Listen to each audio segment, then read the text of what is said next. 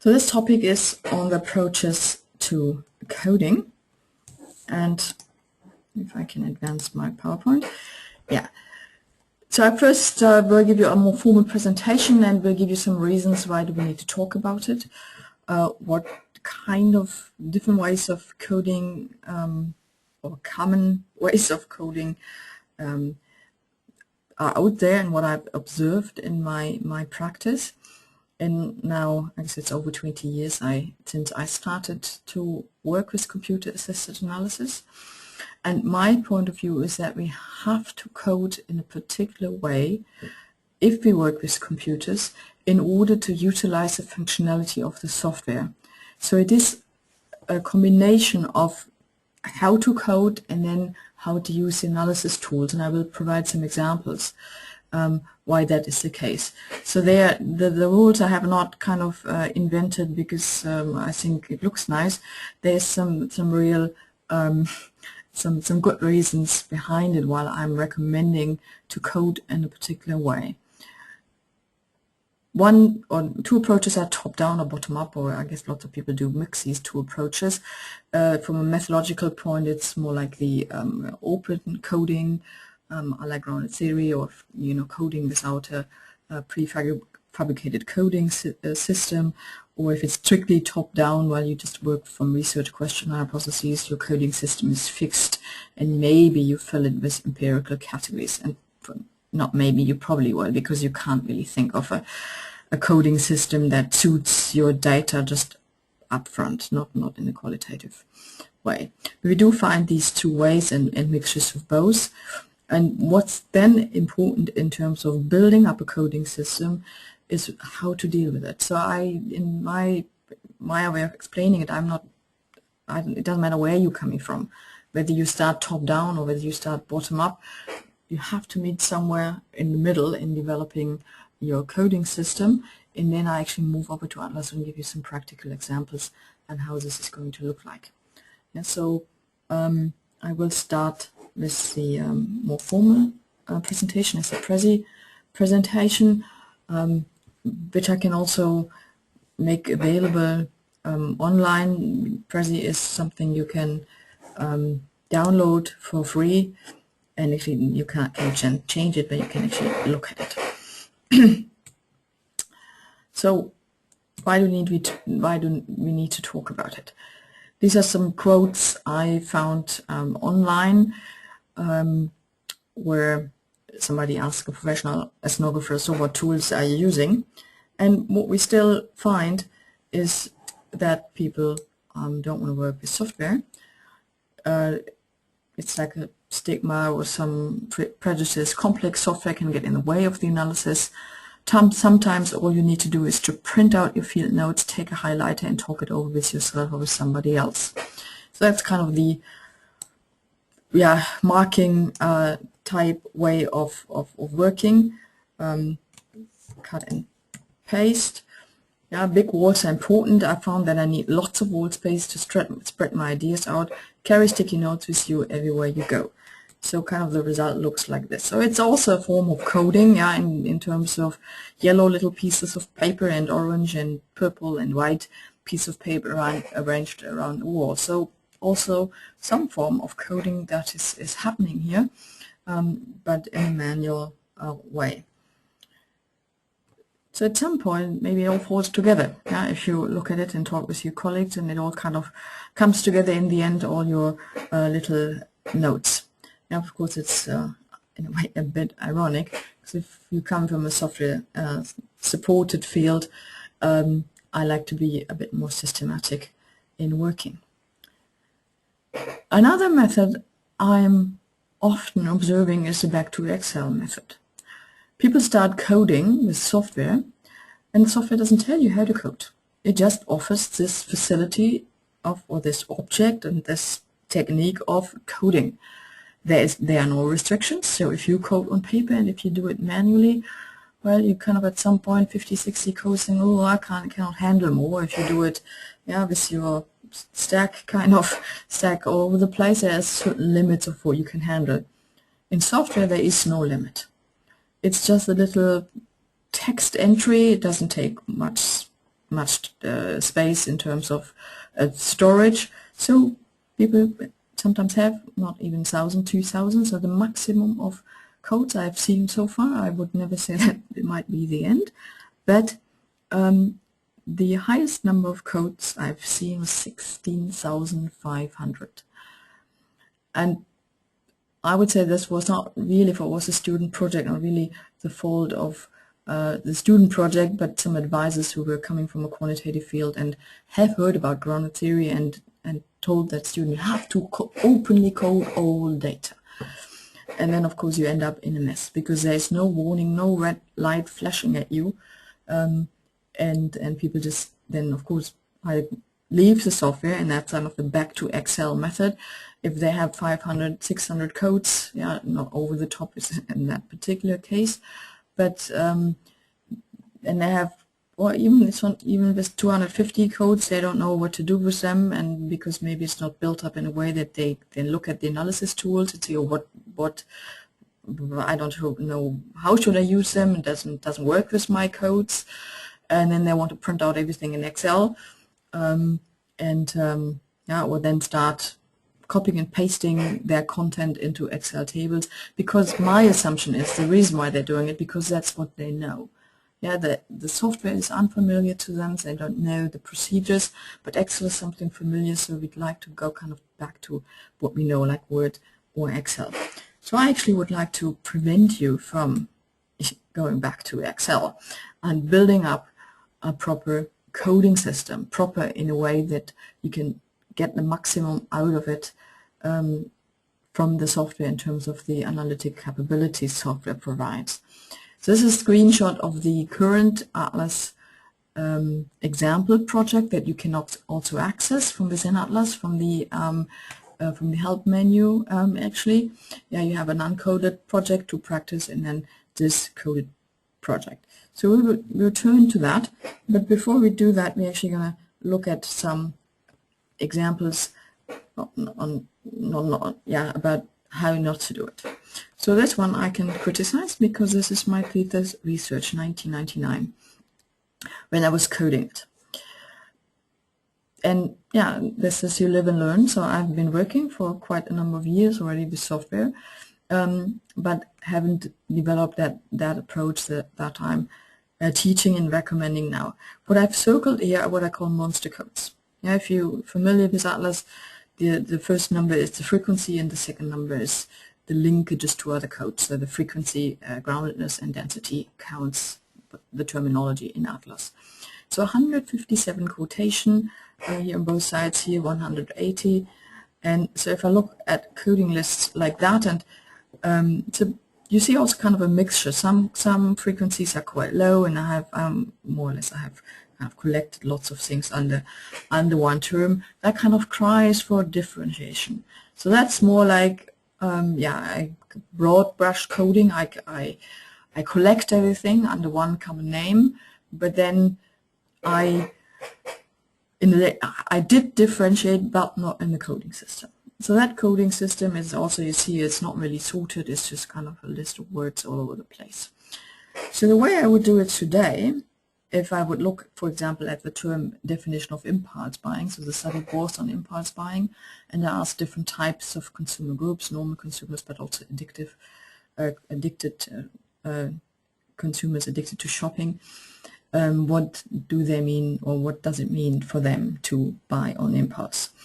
And what we find, or what I found, and I actually presented that in a network view, not on the coding system, financial aspects, psychological aspects, and theoretical aspects, and then certain subcodes. You see, this is all not coded. This is just how I would kind of take it apart today. So all of these different aspects are within these 157 quotations.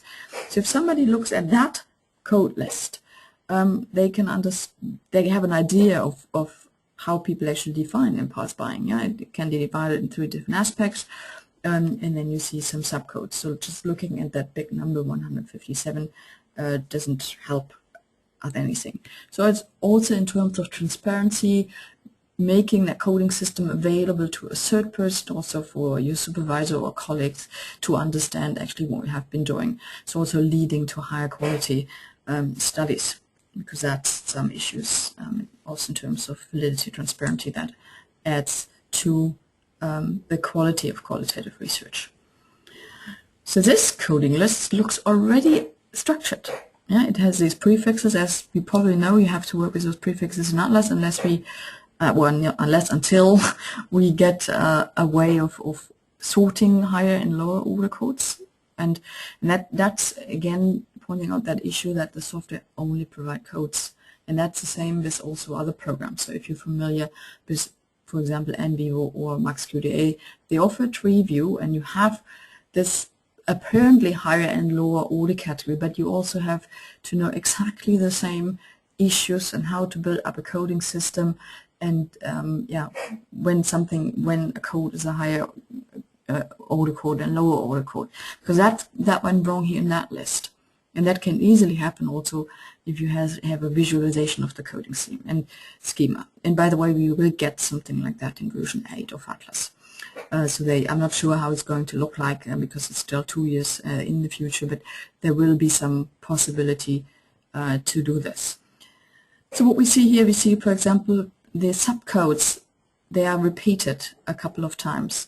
Planning occurs a couple of times, structure, lessons learned, purpose, history, simplicity occurs as subcodes under different other codes. So actually the main category is not on the proper level.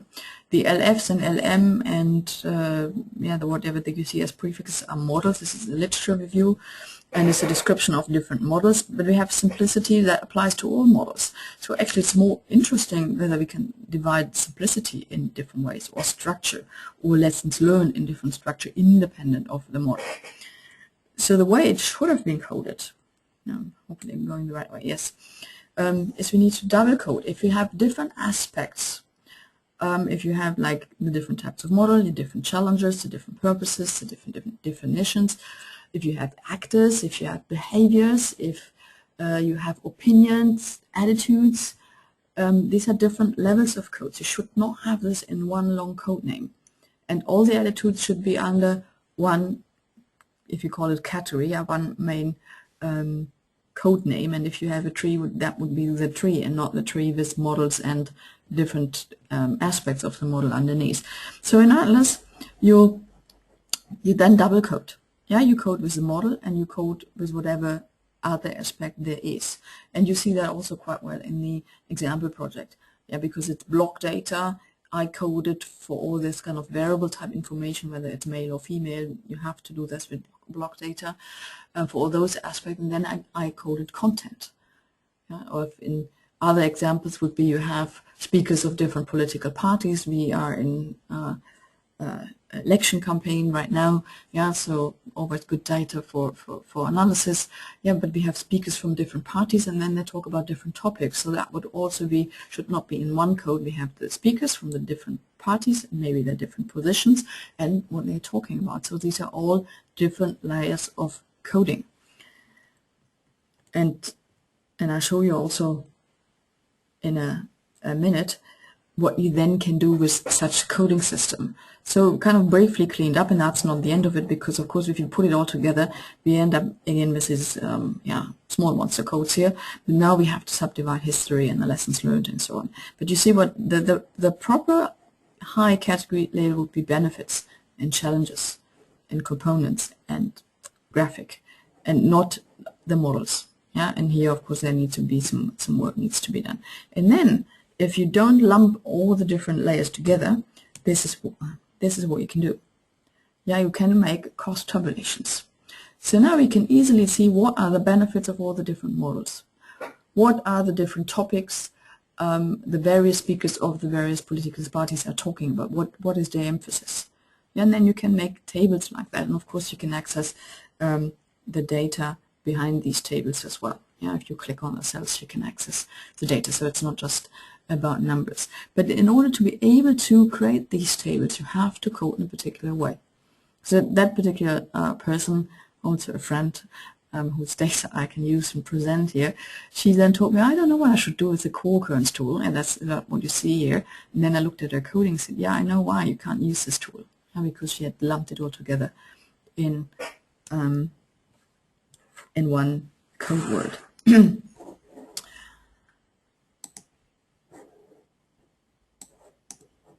So I'm just taking a brief look at the question pane. This is something has come up in the meantime. There's just a technical question. Can you let us know the link, and we will be able to save the PowerPoints.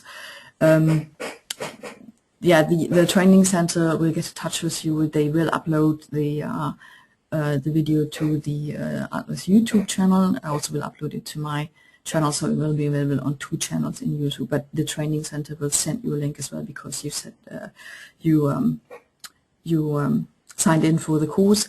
But you will find it on the general YouTube channel. That's with all the free sessions. And they can, I mean, this is a presentation, and I can also, this is something I can upload and share the link with you. I can do that, yes.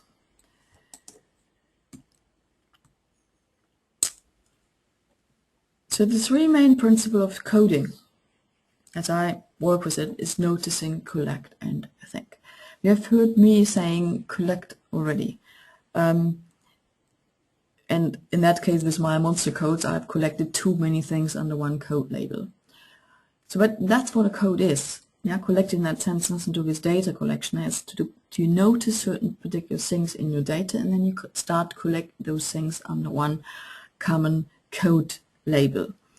And also in terms of open coding, if you into a kind of grounded theory approach, or follow that kind of approach, then even Strauss was saying, yeah, if you notice something and or if you code something, I mean, they use a bit of different terms, and if you then go through your data and you notice something else which kind of fits under that other code you already have, and they say conceptualize. You need to conceptualize. You need to think about a common word where you can collect these 2 or 3 or 4 or 5 instances.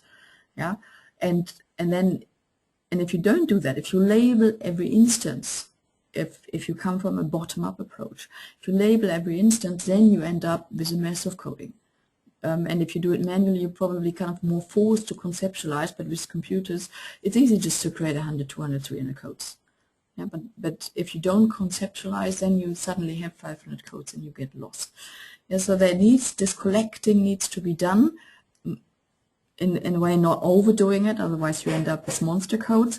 But you also should not just notice and label, because then you just have a descriptive label for your data, but that's not coding. So coding means you need to collect things that are similar under a common code label. And the thinking bit, of course, always comes in here as well, but it's the noticing and collecting it. That's the emphasis first in the coding phase. Yeah, and in terms of coding, if you haven't done it yet, you don't have to be afraid of it. We're all basically naturals in coding. We grew up learning about different categories. Yeah, at some point, well, you learned that they are dogs, and then you learn that they are golden retrievers, and that they are shepherds and German shepherds and Belgian shepherds, and that they are terriers and they're bulldogs and all kinds of different kinds of dogs. Yeah, and you learned about different kinds of people, and you learned about moms and dads and uncles and aunts, and yeah, not all men are dads, and so on and so forth. Yeah, so we learned this from very, very early on. You put kind of things into larger and smaller categories. And you probably all have played a puzzle in your life. So that's also kind of a nice way of thinking about coding. Yeah, your data are all kinds of little pieces all over the place, and you have to make sense of them. And in terms of software-supported analysis, I always kind of say, okay, start with those things that are common, that are commonly known already to you, like sorting your data into document groups. In a way, it's also a coding of your entire documents. In Atlas, these are document families. And so every time a code, if you want to code an entire document, sometimes people do that, that's actually a document family. Or if you have little information that's a mail, and then they start coding within the document, instead that little one, a tiny word, that doesn't help you in analyzing. So if you have attributes that apply to an entire document, that's a document family in Atlas. And I kind of recommend people to start with that, to kind of get into the data, frame their analysis like you frame your picture, like your puzzle here in that case, and start out with those things that are easy. Because the frame is easy because we have like edges that have, you know, one straight line at least, and the rectangular pieces at the corner. So that's kind of similar to what's already known about your data. And then you have all these bits and pieces already still in the middle. And because if you have a puzzle, you have a cover. And this cover had like a castle on it. So you then could, in terms of collecting, you could just kind of look at all those pieces that look like a castle. And in your case, maybe all the models or all code for the different actors, the different attitudes, the different behaviors, different things they said about a particular topic, and so on. So you collect all those things that are similar. And if we now, with that analogy here, it's more like top-down. So we collect everything about castles, yeah, which is on a very broad, high level. And then we look at all the castle pieces, and then we figure out where the roof is, where the windows is, where the doors are, and we have a balcony, and so on. So we subdivide the castle. So we also do that when we play puzzle. So again, something you're very familiar with from your everyday life. And the puzzle, of course, in the end, you kind of put together as it was before. Qualitative research, we don't really do that otherwise. So sometimes people say it's qualitative research, where you kind of know what comes out in the end if you test our hypotheses. What is actually a nice analogy what we are doing at qualitative research is this Waskirk puzzle, which you actually can buy online. And if you read Waskirk backwards, it's jigsaw. And that's kind of fits nicely what we do as what we do in qualitative research. This is an actual jigsaw puzzle, and you see this as a cover, but the actual picture that comes out in the end is any perspective of any people you see on that, or one of the perspective you see on the cover here. Yeah, we see the policeman here, we see these poor people here on the tracks, that guy up here, there's one walking up here. So while you play the puzzle, it kind of all falls apart, and you, not apart, hopefully comes together, and you will see what the end result will look like, and it will be just any of the perspective that's possible in this picture, but not this picture. And that's kind of what we are doing. We maybe have some ideas also for coding, starting out with some codes from our questionnaire, from our interview guideline, from our theory, and so we have some ideas which might be that picture, but then what comes out in the end is maybe something different, a different perspective of what we learned from our respondents.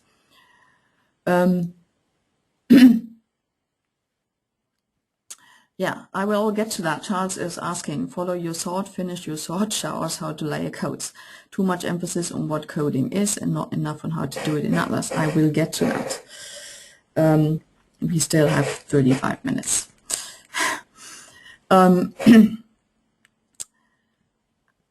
So I fly a bit here, and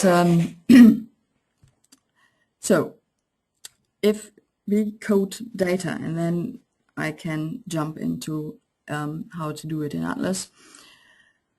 You can be coder 1, you can be coder 4. Coder 1, and they're coded about, you know, at the same time. You don't have to, you can look at these words. But what I want to emphasize here is the number of codes, and also also the content. This is about when Arnold Schwarzenegger was elected governor in California, and if you look at Coder 1, you see words very close to the text. You can order them, even if you're not knowing the text, but like Hollywood star, just names like Maria Shriver or Gray Davis and so on. These are almost in vivo codes, codes taken from the data. And though the coder 4, who has only half about the codes or even less, we have code words like economic framework and description of person. Yeah, so this as well does feeds back Charles into what we do in Atlas, because that's what I'm looking at. If I look at an Atlas project, if some people have coded, the number of codes also, of course, always in relation to the data material. If you have 10 interviews, it's different than having 80 interviews.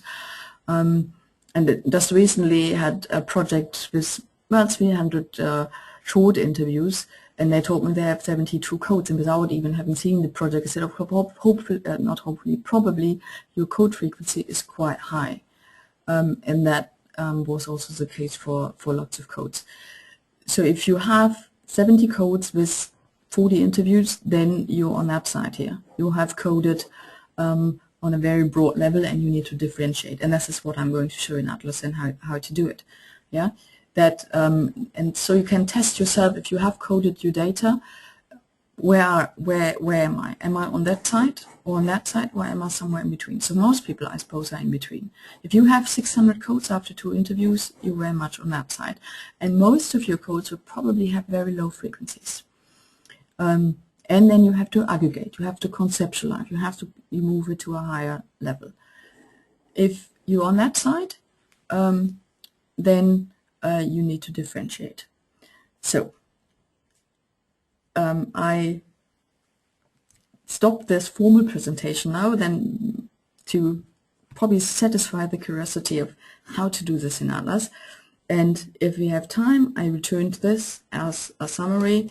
You can always do it both ways, as a preview or as a summary in the end.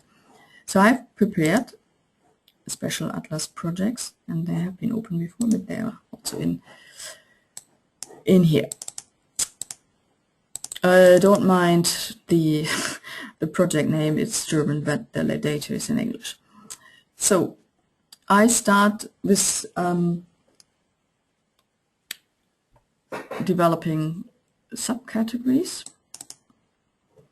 So if you come from very broad code to smaller codes.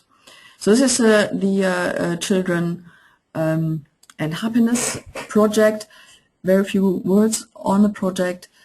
Basically, there's some statistical evidence that if you have children, all your levels of happiness, satisfaction, marital satisfaction, everything is negatively correlated in terms of statistical scales. That has been made public. There was an article in The Economist and the New York Times, and there have been blogs, as there are these days, and people commenting on it and discussing it. And this is what this data set is all about. So you see that's where the codes are coming from. Yeah, people say children are hard work, but they provide definitions of happiness. They talk about the effects of parenting. They try to explain these research findings and so on. So this is, of course, the extreme case, and you see very few codes and very high frequencies. And now I show you what to do if you're on that extreme level. But I suppose this most people will have both. So those examples that I'm going to show now will apply to most people. So some of your codes just, this is already done lots of collecting, too much collecting. If you end up having 20 quotations within a code after 2 interviews, start subdividing it. You will see in a minute also why I do recommend to not do it, not coding everything and ending up with 120 quotations and then subdividing. Yeah, so the 30 and the 1, what does it mean? The 30 means the groundedness, so if I double click, I get 30 quotations. So this code is used 30 times for coding, and it's linked to one other code. So if I open a network view function, I'm not sure why it's linked, but Yeah, it's linked to perception whether children bring happiness is cause of. So that's what the one means. So we move into the network view function. That's not yet, that's not related to coding, but that's some leftover from the, I reduced it from another fully coded project. That's why we get the one. If you have the standard view actually in Atlas, and maybe that's why you don't know this view, is that one here, groundedness and density. So the first number is the groundedness, the frequency how often the code is used, and the linkages to other codes. I prefer this single column view because it takes much less space on screen. Yeah, I have to work here on my laptop screen, which is not very big, but we don't necessarily have to see too many data here at some point. We're not going to use the code families for this way of working, so I can also reduce it and get rid of the side panels. But we will make use of the side panel and the code families in the other second exercise, where we actually go the other way from bottom up. So this is top down. Yeah, let's work with the children are hard work, but category. So in order, what you need to do now is you would need to read these 30 quotations. If it's your data, you of course have a bit of an idea what's behind it. So we're not going to read all of this now, and I'm just kind of show you the process and kind of reflect what's in the data. So that means you either double click and read through the quotations. Yeah, and now you see I'm a bit scrapped for space on my screen here. Yeah, if you find reading online, you can read this stuff online. You can of course also create output quotations for selected code and read it in an editor, print it out or read it here without the context. I do like the other way of reading, because then you also have, you can see what's above and below. So while you're reading it, take a notepad and start writing down what are possible subcategories. When you start reading 20 or even 10 or 12 quotation, that's actually kind of the beauty of it. If it's not wrong starting like that. You just have to know when to stop and when to do something about it. Because sometimes if you collected 10 or 12 quotation, then sometimes it's easy to see the 2 subcodes or the 3 subcodes. If you sit there with every quotation and think about, oh, where can I put it? If you don't know, just collect it under that big name. And then you have maybe 20 quotations to read, and it's much easier to come up with the right terms for the subcodes. So you can also use a little helper here, a technical one, which is in the memo function. So open the memo manager and open a new memo, which I call code list. So I always have a running code list here, because that function is a bit hidden, because what you can do with the code list here, you can create codes from it. And as we have to work with the prefixes in Atlas, it's kind of a bit easier to write the codes here and then add the prefixes with copy and paste, then add new codes one after the other in here. So while you read, if you have enough screen space, you could have that memo open and say, hard work, yeah, but it's worthwhile. Yeah, might be, and it brings fulfillment, it adds joy to my life. What else there was? Just let's stay with these 3. So then, of course, what you have to do is to start working with the prefixes. You can use underscore, or you can also use columns. Something just to subdivide the main category code from the subcode. Just thinking of whether there were 4 or 5 worthwhile trade-off. I just can't remember it for now. But you kind of see the point here. You may come up with 5, 6 subcodes. So I saved this memo now, and then I have an option here under miscellaneous, create codes from selected memo. So it says 3 codes imported, and then of course this is my main code here. I have to rename it so it actually does fit with the other codes. F5 does sort, resorts all the codes. So now the main code and the still empty subcodes are underneath each other, and then also you can now color it. Just to do it red so you can see it. Yeah. So also then see why you start organizing your code list, adding colors and adding these prefixes, then you start seeing a structure kind of evolving over time. So now we still have the 30 quotations in the main code. So what we need to do now is we actually need to distribute all the quotations from here into the subcodes. That means we have to read them again. And that's why you shouldn't do it after you have collected 50, 60 quotes. So we have to go through this quotation kind of thing. Oh, this is fulfillment. And what I do, I drag, drop. Sometimes this shouldn't have taken another one. Maybe the screen is not building up properly. Now here we can see it. Yeah, so I drag, drop the subcode. Normally, yeah, I would read what's behind it on top of the other code. So that replaces it. You see that main code is going to become emptier now, and we are filling the subcodes. So the end aim should be to have this emptied out and distributed into the subcodes. The reason why I'm not leaving it in here is that in the end I know what I've already divided into subcodes. It should be clear cut, otherwise your analysis will not be clean. If you have two quotations here and the same quotations you have up here as well, but you're not quite sure what you have already in the subcodes or not. So try to empty it out. Sometimes I have 1 or 2 left, which don't really, I want to make a new subcategory. It could be a miscellaneous subcategory. So then I know in the end if there are 1 or 2 quotations, these are kind of fall under miscellaneous. I don't know where to put them. But the main idea is to have this main category empty.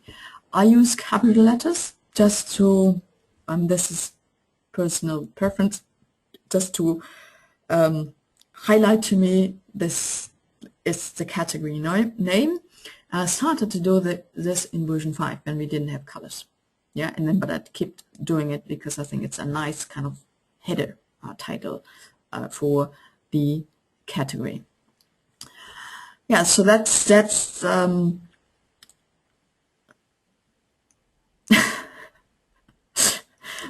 I'm reading Charles' comments here. The topic is very German. In where you from? In AA, NA, you have to say where and what NA is. You would be jailed for suggesting this. But this is The Economist. It's written by in English economist, the article, and the block data North America. Okay, yeah. Yeah, these days, but I have to be careful anyway what I'm saying because I never know who's going to listen to me, even from North America. But and the other block data, these block data are actually American. These are not. These are from the New York Times blog. No, these are not New York Times blog. This is Bacon's parenting blog, but this is also American data. And P5 document 5 is the New York Times blog. Oh, you're only focusing on the joy of parenthood in America. Yeah, which I will also do in my next example on the positive side. Yeah, you want to keep it joyful here. Any apart from the content, have you any questions related to this the kind of technical procedure here and how if you have collected lots of quotations under one main code, how to subdivide it into lower order codes. And this is a more general term. Depending on your methodological background, it may be the category and a dimension, or it may be a category and an attribute, or yeah, or higher or lower order code. So that's why I want to keep that terminology quite general.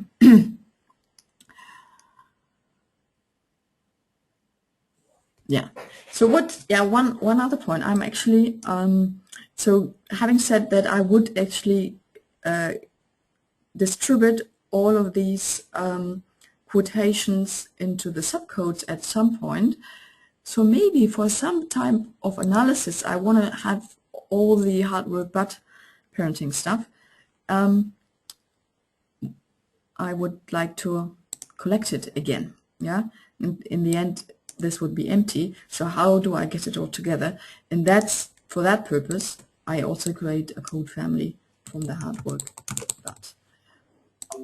So that's always kind of a difficult issue to explain, that code families should not replace categories. Category development should take place here in the code manager. Code families, or families in general, are they function as filters. Always remember the F for family stands for the F as filter. A filter can of course be the same as a category. That's why a code family can be the same as a category, but don't use code families as category in a way and leave those codes here unsorted. Yeah, so that's why it's always a bit of an overlap there. But for analysis purposes, you have to then we do a workshop on analysis, not a workshop, a webinar on analysis as well. So then I will talk about that, and you will see how useful code families, primary document families will be for analysis. So that's kind of the preparatory step towards that, and a follow-up on the analysis webinar that we do, I think, in a few weeks' time. So you're doing bottom up, but I'm top down, so I can start with the code manager. That's good. Yeah. So this was that was actually top down. If I have collected lots of quotations in a big code and I subdivide. So now I open up another project, which shows you the other way around. That was, and now we want to build categories from the bottom up. So if you code very close to the data at first, or some of your codes are close to the data, then you may end up with lots of codes and low frequency. Yeah, so most of these codes are not used very often. And if you look at these codes, and I've of course filtered that on purpose, these are all about the effects of parenting, at least what people have been telling me about the effects of parenting. And now I'm focusing on the positive ones. So now actually I'm using the code families in the first step to collect everything about the positive effects of parenting. So I'm a bit wiser, picturing my own parents more, becoming a better person, being deeply fulfilled, closer marriage relation. Now we come to the negative ones: experience joy, feel more alive, feeling right, fulfillment, getting to know oneself, had brought out the best in me. I'm more than I was before. I feel loved and adored, leading a meaningful life. So before I maybe lose all that collection I've made here, I was holding down the control key to select all of these codes. I already start creating this parenting positive. Yeah, because I know also I have effects of parenting negative. So you see, I always work with the alphabet. If I start writing positive effects of parenting and then negative effects of parenting, these two families would be in alphabetic order at different positions. So these are all less, all negative stuff. And that's positive again. I love my partner more mature.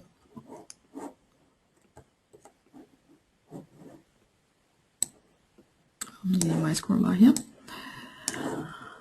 Personal growth, questioning yourself, life values, richer life, understanding my parents better. So, of course, I went through this list rather quickly because I've done this already a couple of times. So what we can do now, if we click on the family, So now we have that reduced that list to 21 codes. And imagine in a real project you may not have 46 codes to start with, you may have 250 codes to start with. And this now focuses, helps you to focus on just these codes that are about the effects of parenting. But having this collected in a code family is of course not sufficient. We have to get rid of these many codes. Yeah, we have to conceptualize now. And I just work with the code labels now, but again always the bare data behind these codes. So if you're not sure what's behind a label, you can always of course visit the data, but we don't do this now for the sake of time. If you had some time now to look through this list, and I'm telling you now what are the commonalities here. So we already have a code here, personal growth, and we have seen questioning yourself, your life values better, more accurate self-perception. I would all kind of think this could fall under personal growth, becoming a better person, and so on. So getting to know oneself. So we can actually conceptualize these now, and I think personal growth is already kind of a nice term for doing that. And in order now to not having to go through all the other codes to conceptualize, to merge, now we have to merge, I set this code family as filter. Set global filter. That means you get this yellow background and you get this filter setting here, it's dark red.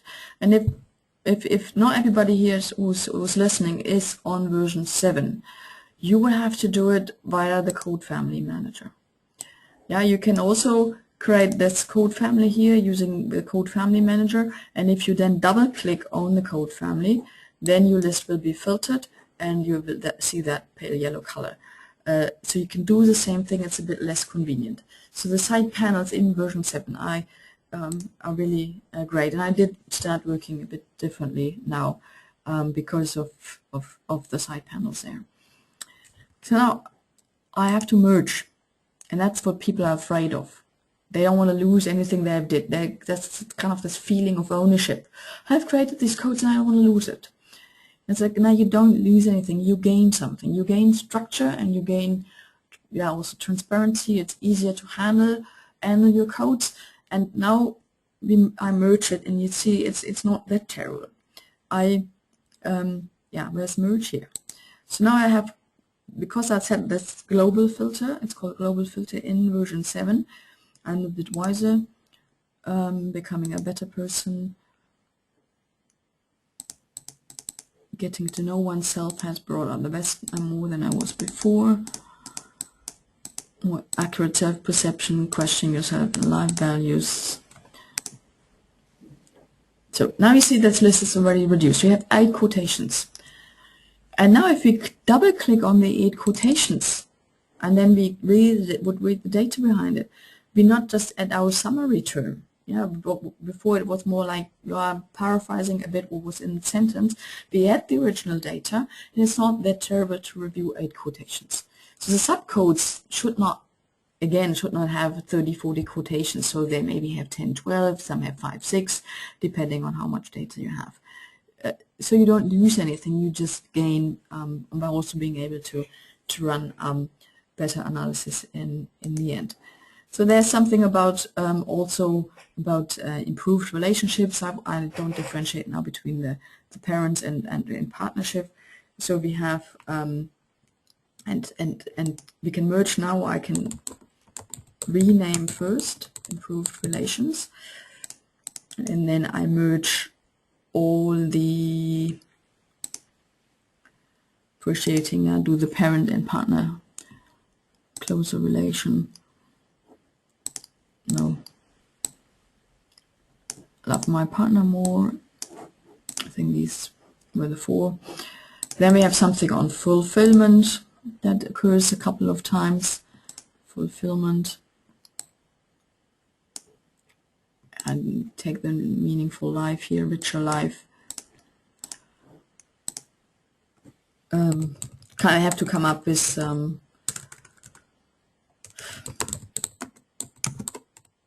a more conceptual term here, and I call this positive emotion the rest.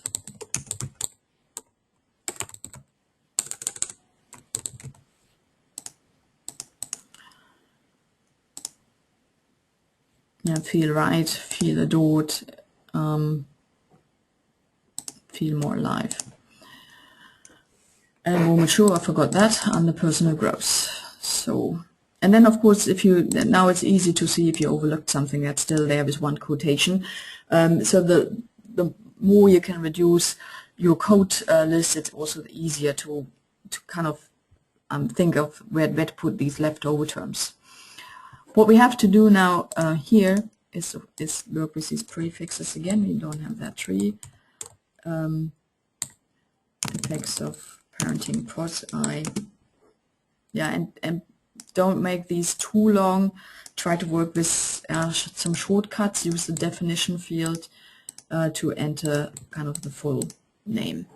So I work with copy and paste now to put it here, and I use the, not the underscore this time, I use the colon. Yeah, so you can see it's just a matter of subdividing the category name from the subcategory. So what I also want to do at this point, in order to get my header again, I create a new code. Effects of parenting pros, using capital letters again, and then starting again to set colors, using green again, maybe for, yeah. So now I've reduced my 21 codes to 4, plus that title code, and I get rid of the global filter now, remove global filter, and show all codes. And now again you see that structuring of your coding list emerging. Yeah, before we see all the black codes, the black colored codes are, yeah, they still unsorted in the list, and if you add colors here, and also of course by the labels here up front, you see which codes are already into a code category. And then you can do the same with the negative effects of parenting.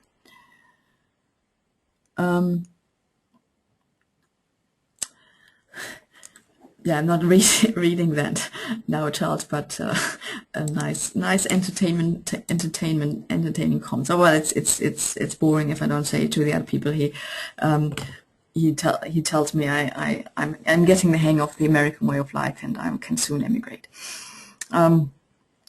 Yeah. So having shown you now the other way of doing it, if you have lots of low frequency codes, how you can actually collect those using the merge option in Atlas, and then adding your prefixes again and the color. So we have 5 minutes left, and please also do pose questions. And to see something.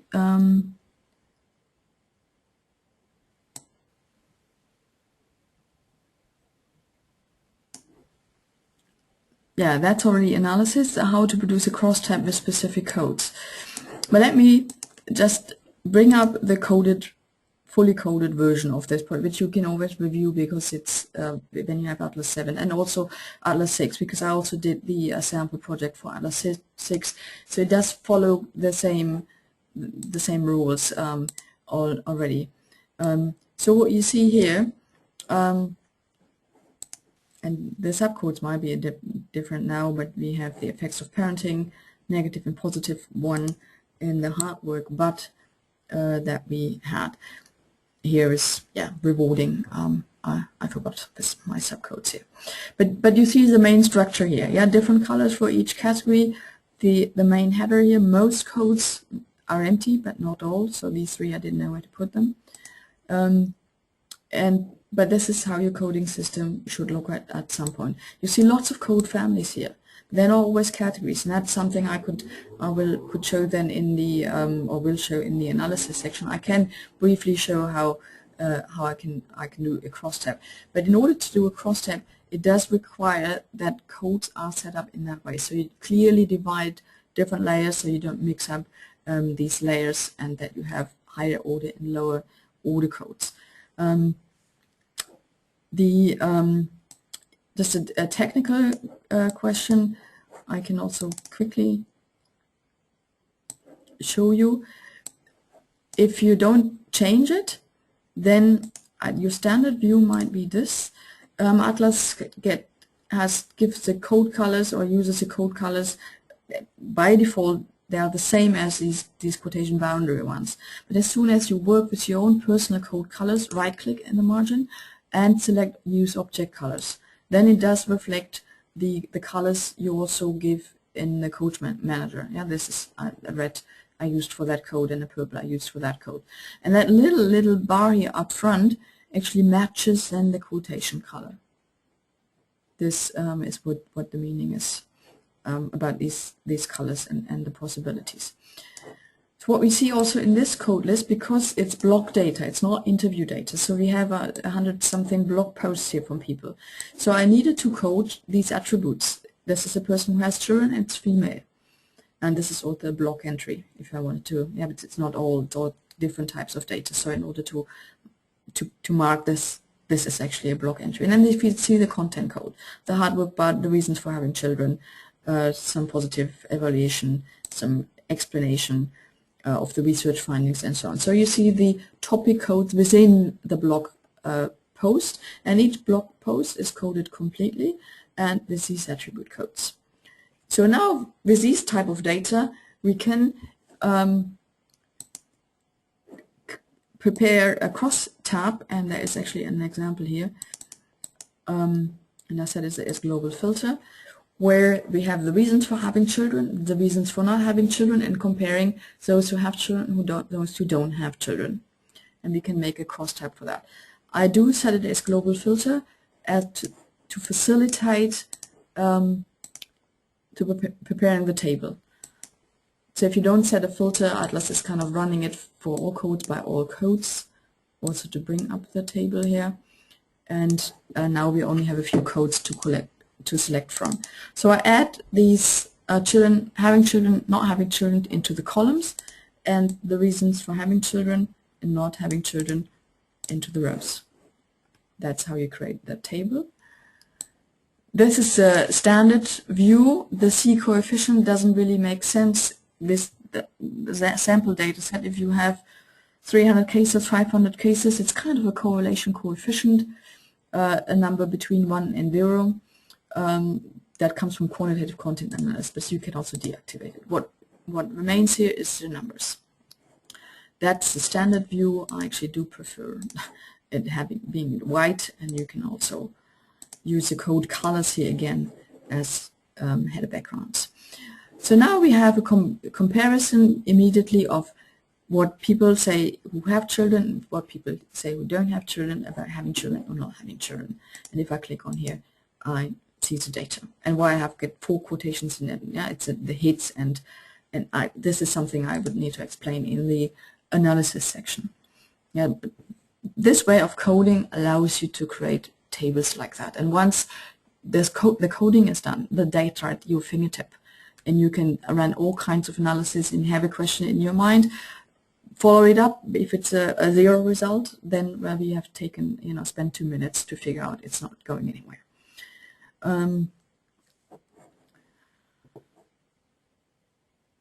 Then I have to do okay, you are using column to consolidate, and what's the difference? You have to, I don't understand that question. Can you specify? Or maybe Charles, I open your mic, you can actually talk to me. I can hear you, and we can hear you as well. Can you ask your question that you just wrote about the columns? Now I understand the column question. I think you about the label here, yeah.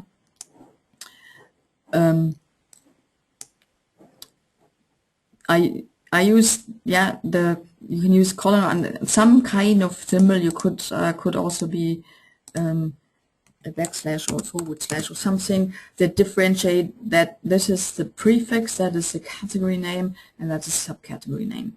Simply because Atlas doesn't have a tree structure where you can kind of sort it underneath. And using the same prefix, that's what this is actually doing.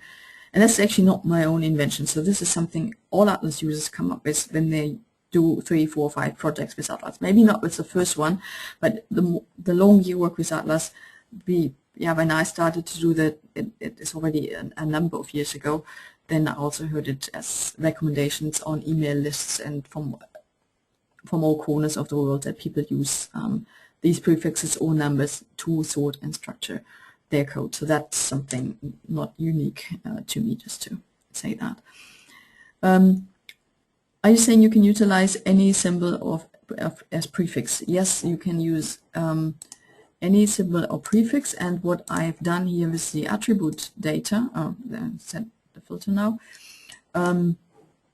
taking out again, remove global filter. The sort order is special symbols, numbers, and then the letters of the alphabet. So these are not content codes, these are attribute codes because of the nature of the data. And I didn't want to have them mingled up with all the content codes, so I added a hash sign. So the hash sign just forces these codes to be on the top of the list, and I also made them gray. This is a super code, that's why it's red. But all the others, I gave them a gray color just to indicate these. It's just indicating what these people are about who are talking, and all the color codes are that's what they're talking about.